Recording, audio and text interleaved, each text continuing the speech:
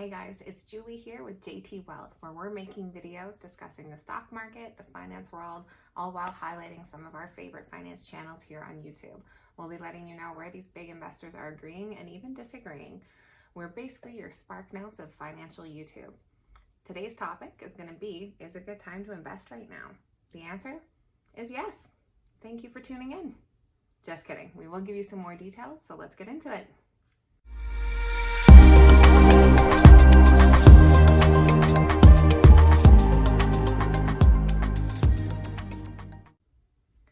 So how can it still be a good time to invest?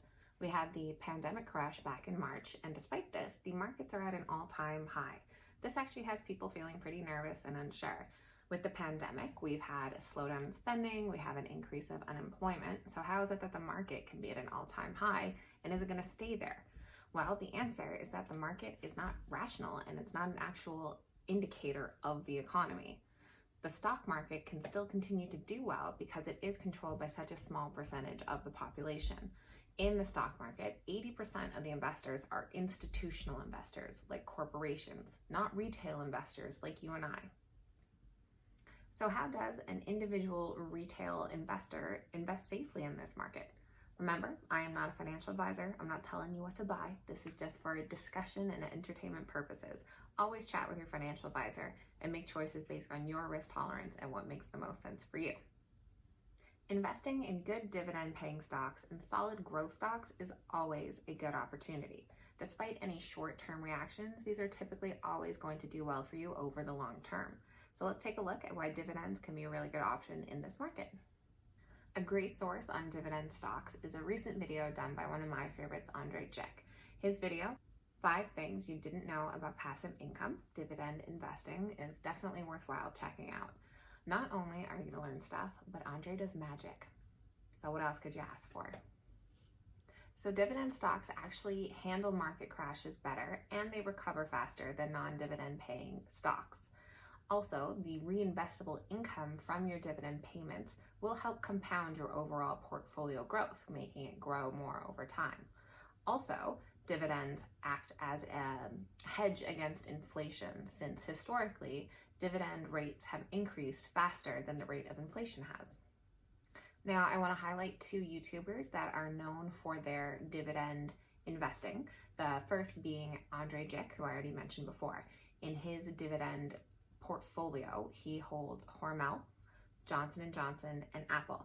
Another one of my favorite dividend investors here on YouTube is Buckner, and he also holds Johnson & Johnson and Apple, plus Realty Income. Down in our description, there is going to be links to both of their pages, so check them out. All right, if you're still here, good job, thank you. It's a great time to smash that like button and subscribe so that you can see our future videos so we can keep growing the channel and bringing you consolidated financial updates. Now let's get on to growth stocks. Growth stocks are basically shares in a company that is anticipated to grow at a rate significantly above the average. These typically do not pay dividends, as they are focused on reinvesting that growth within the company to keep it growing.